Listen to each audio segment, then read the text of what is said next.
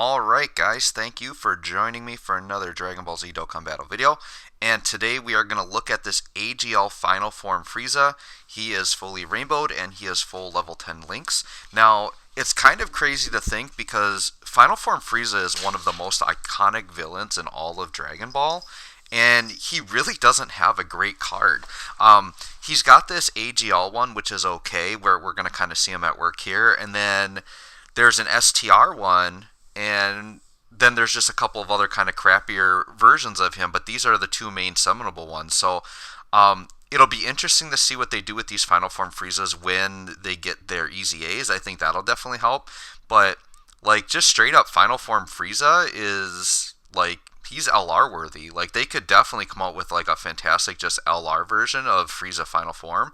I think that would be great, but he definitely needs like a really good top tier card or a top tier EZA from one of these two here. So I'm just going to do the unit overview to start, and then we'll get into the showcase. So this Frieza's passive is attack and defense plus 80%.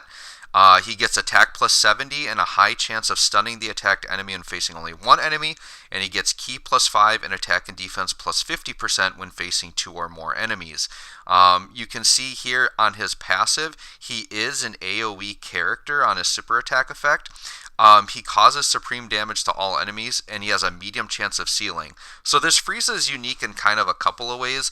One is that he has the potential to seal and stun. The other thing that's unique is that typically when units seal, it's guaranteed, but I can see why they gave this Frieza just a chance because he is an AoE unit.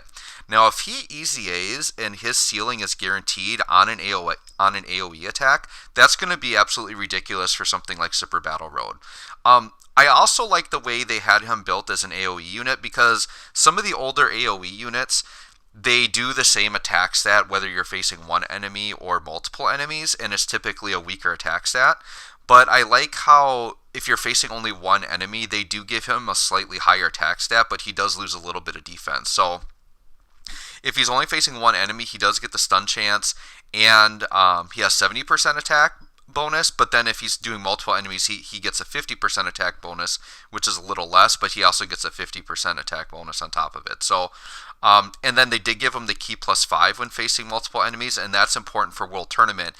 They pretty much designed him for World Tournament because they know that when you're doing World Tournament, you only get one leader skill, so ki is a huge issue in there. So that's why units like this Frieza and like the Raditz, and now that ridiculous LR Broly with his EZA, they give him some type of passive to give him a bunch of ki, where on a normal team they really don't need it, but they really have the World Tournament in mind. So this Frieza is actually an okay option for World Tournament depending on what team you're running.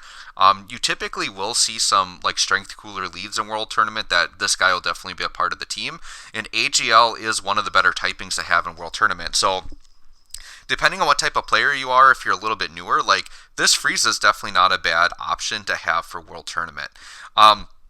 In terms of combo attack and crit and all that, I got him built kind of evenly, so I have him at 14 additional, 12 critical. Now with AoE units, crit is really important because when you're hitting a big field of enemies, if you get crits, you can do a lot of one-shotting or doing massive damage.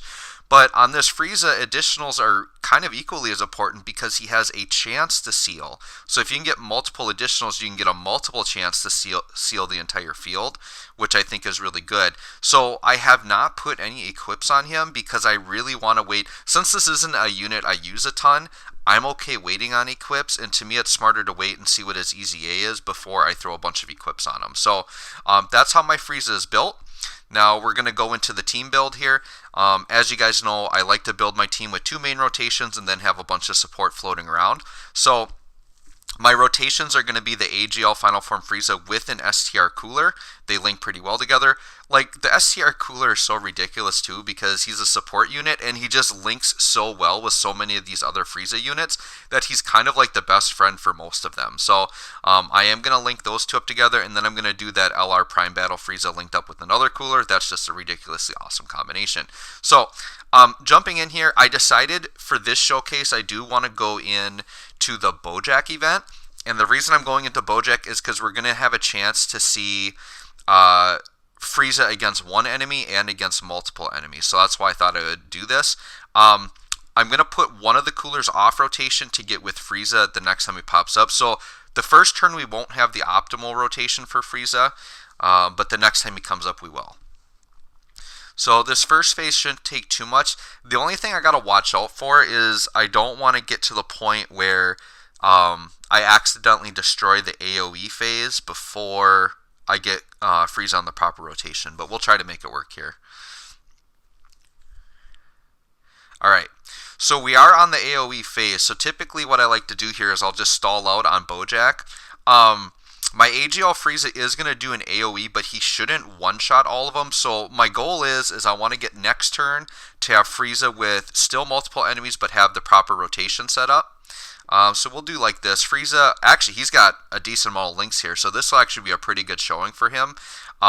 5 out of 7 links, which I believe is what he would have with the STR cooler. So this turn actually won't be too bad. So if I accidentally kill the AoE, we might just roll with it, but we'll have everyone just attack Bojack because he's invincible here. Frieza will AoE. He could seal. He can't stun though. He needs one enemy to stun, but we definitely could seal a bunch of these guys up, which would be just fine. And he's not at risk at getting any debuffs from him because he's not getting attacked, so that's good. Alright, so we'll attack the invincible Bojack. Double super, that's fine from you.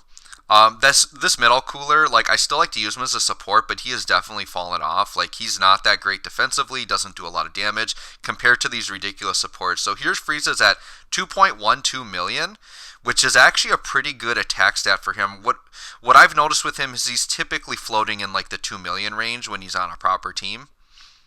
In terms of an AoE unit, that's actually not that bad.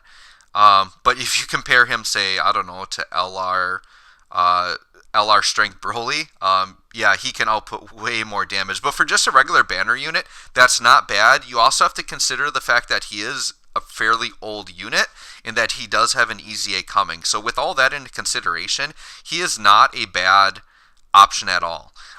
So I'm going to go ahead here. Actually, I'm going to take her out because I know, well, I don't know if I want to, because if he double supers, I should be fine. So I'm going to let Prime Battle Frieza actually take her out because I believe she seals. She does something I don't like that I wouldn't want to happen. And then as long as everybody else, because that Prime Battle Frieza can't triple super. So as long as everybody else hits Bojack, I think we are fine. So we're going to go ahead and do that. This will be a really good attack stat for the Prime Battle Frieza, by the way. I should be doing a showcase on him. Yeah, 7.8 mil. He's absolutely insane. The fact that he is a completely free-to-play unit, yeah, he takes a lot to grind up, but he is absolutely phenomenal. And, of course, he double supers. But that's okay. We should still have multiple enemies next turn because everyone else is going to attack Bojack. So one of the things I like about Dokkan is how much they reward player loyalty and player longevity, in that if you don't re-roll and you have like a really old account, you'll have a really nice box of characters to build up, and they are intentionally requiring a ton of rainbowed free-to-play units for these EZAs because they don't want people to re-roll. So they're rewarding the players that have been loyal to the game, not re-rolling, keeping their accounts a long time, and just giving you these absolute ridiculous bananas units, and I love it. Alright, so this is the turn I wanted. Now, because I've got Metal Cooler on the end, we actually are getting 6 out of 7 links. This should be better than his last attack stat. So we'll go ahead and swing through. So now this is an AoE attack, so it is going to be a little bit less damaging than if we were to only have one enemy.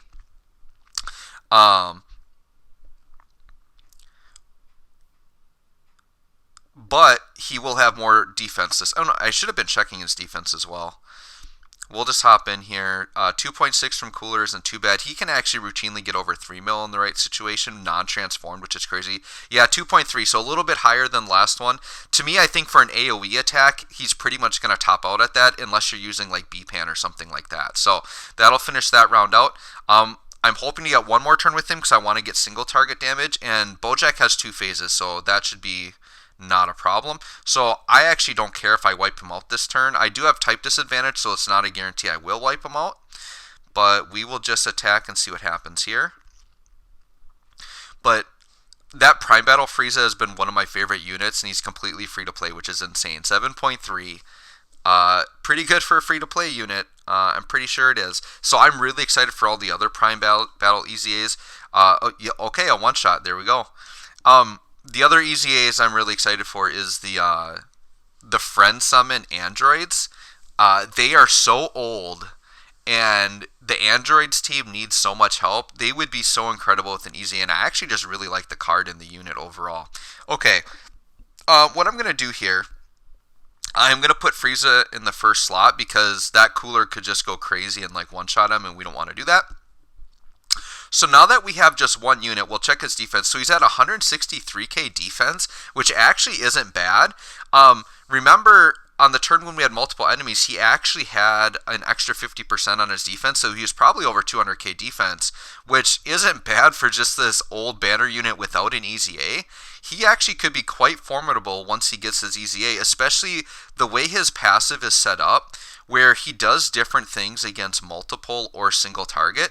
They could actually make him like really powerful for single target and really good for AoE, which I really like because the way old AoE units were designed, they were really only good in AoE situations and weren't good for single target. So I like the idea how they're building him out.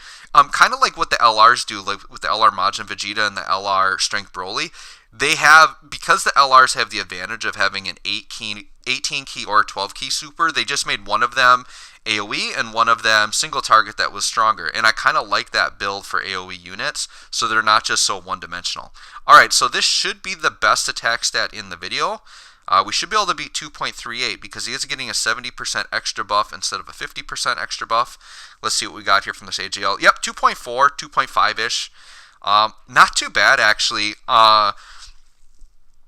And part of the reason I don't use him is because, I mean, Cooler's team has enough busted units on it that there really isn't any room for him.